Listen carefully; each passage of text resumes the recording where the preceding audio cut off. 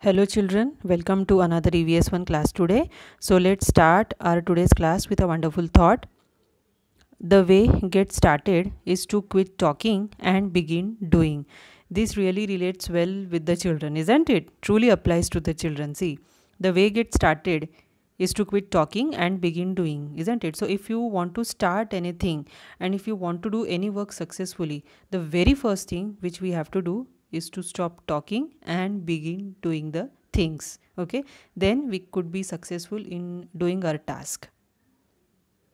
Yes, this is what we have to learn today. Changing time span of day and night. You know very well children, day and night on the earth occurs when earth moves around the sun. That is called the revolution of the earth, isn't it? What is revolution? When earth moves around the sun, that is said to be the revolution. See here, it is very clear, the part of the earth which has sun rays, it has day, and the part of the earth which is away from the sun, it has night. We had seen in the beginning of the lesson children, this day, night and all changes in the seasons, summer, winter and all different seasons, it all occurs when earth moves around the sun. That is because of the revolution of earth around the sun. So all these seasonal changes, it happens because earth moves around the sun, isn't it? So how this time span of day and night changes in summer and winter, isn't it? You know very well, in the summer the day happens to be long and night falls to be short, isn't it? And exactly opposite is in the winter. In winter season, the day happens to be short and night is said to be the long, isn't it? So this why these changes in day and night occurs, it all occurs because earth moves around the sun. Remember this always. So we will read out what is written here. So from 22nd of March to 23rd of September in the northern hemisphere there is summer, whereas in the southern hemisphere there is winter. From 23rd of September to 22nd of March, that is exactly opposite of this.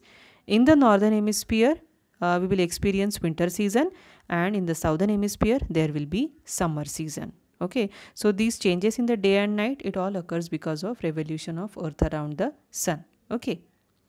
Remember how we have started our lesson? Yes, we had started our lesson something with the axis of the earth. Here you can see here the axis of the earth, it is inclined, that is tilted. So when this earth moves around its own axis, it is said to be the rotation of earth. So how much time earth takes to complete one rotation around itself? Well, it is 1 day, that is 24 hours. And when the same earth moves around the sun, it is said to be the revolution. But how much time earth takes to complete one revolution around the sun? Well, it is 365 days and 6 hours. But how to adjust these 6 hours, isn't it? So to adjust these 6 hours, we had something like leap year. We had seen leap year, isn't it, in the last lesson. So what is this leap year? In this leap year, to adjust this 1 day loss which we have in every 4 years. So after every 4 years this leap year comes, and in this leap year the month of February has 29 days instead of 28 days. So this 1 day is adjusted in this leap year. Okay. Yes, let's see what is our today's homework. Yes, well, you have to write about changing time span of day and night in your notebook, which we had studied in today's lesson. Okay, just now we had studied about changing time span of day and night in one of the slide. So you have to write down that in your notebook. Okay, and you have to learn well, children. You don't just have to write down the things.